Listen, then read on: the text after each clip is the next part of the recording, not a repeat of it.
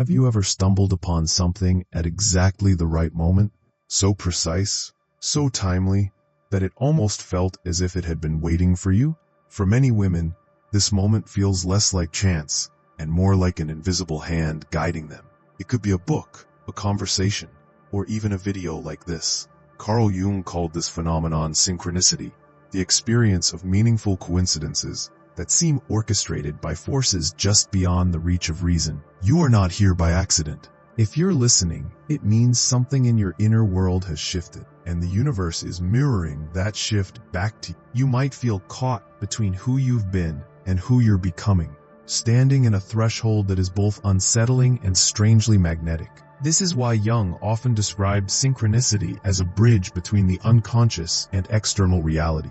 It appears when you're ready for change, even if you don't yet fully understand what's changing. And right now, if you feel as though this message has found you, it's because you are entering a new phase of power, one that begins not with noise, but with silence and a quiet recognition that nothing will ever be the same. But what exactly is this threshold, and why does it arrive for certain women at very specific times? To answer that, we need to step inside the architecture of psychological transformation itself. The first sign that something within you is shifting is often discomfort. Not the sharp kind that makes you flinch, but a dull pressure that lingers. You walk into a room full of people and smile the way you always have, yet somehow the smile feels heavy, almost foreign. This is what Jung called the persona, the mask we build to fit into society. It's the polished version of ourselves we offer to the world, the agreeable employee, the loyal partner, the confident friend. At first, the persona is useful. It protects us, helps us navigate expectations, and shields our deeper vulnerabilities. But over time, that mask begins to harden. You notice the strain in your body when you force yourself to laugh at a joke you don't find funny, or the fatigue that follows another day of pretending you're satisfied when you're not. The persona begins to suffocate, not because it failed, but because it has outlived its purpose. The collapse rarely arrives at a convenient moment. For some, it comes in midlife, when the career ladder they've been climbing suddenly looks meaningless. For others, it erupts in their 20s, when every role they've tried on, student, friend, partner, feels like a costume they can no longer wear. The psyche has its own clock, and when it decides the mask has cracked, it refuses to wait. What makes this breaking so painful is the uncertainty that follows. If you are no longer the mask, then who are you? Yet this very collapse, as disorienting as it feels, is the beginning of something essential: the psyche's demand for authenticity. It's not a punishment, it's an invitation. And from here, the journey deepens, not just in losing the mask, but in confronting what lies beneath it. When the mask begins to fall away, something deeper starts to stir. Jung believed that within each of us lives a set of timeless patterns, archetypes, that guide how we move through life stages. For women, one of the most profound shifts is the movement from maiden to queen. The maiden archetype is not about age but orientation. She is defined by the gaze of others, by approval, by being chosen. Her energy is outward, seeking affirmation from the world, through beauty, desirability, success, or belonging. There is vitality in this stage, but also fragility, because her worth is borrowed, never fully her own. At some point, often triggered by heartbreak, loss, betrayal, or even the quiet fatigue of self-abandonment, the maiden dies. Not physically, but symbolically. The strategies that once worked no longer do. The charm that brought attention now feels hollow. The roles played for love or validation collapse under their own weight. And this collapse feels at first like a kind of death. Yet in Jungian psychology, death is never just an ending. It is initiation. Out of the ashes of the maiden rises the queen. Unlike the maiden, the queen does not wait to be chosen. She chooses. She no longer seeks permission to speak, to lead, or to desire. Her authority comes from within, and it radiates as sovereignty. You see this shift in relationships, where she stops chasing affection and begins to demand reciprocity. You see it in work, when she no longer tolerates being overlooked, but claims her own voice. And you see it in solitude, when silence stops being frightening and becomes a throne. The transformation is not gentle, but it is sacred. What once looked like loss is revealed as the soul's coronation. And yet, stepping into this sovereignty comes with a new challenge, confronting the shadows that rise when we finally stop hiding. Stepping into sovereignty does not mean the journey is complete. In fact, it often awakens the most unsettling part of Jungian psychology, the shadow. The shadow is everything we've been told is too much, not enough, or unacceptable.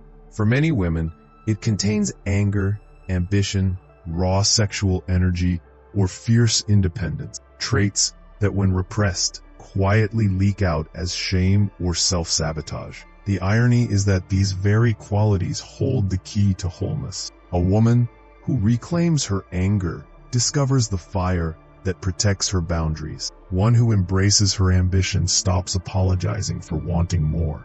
A woman who honors her sexuality reconnects with vitality and creative force. These traits do not make her less feminine. They make her fully human.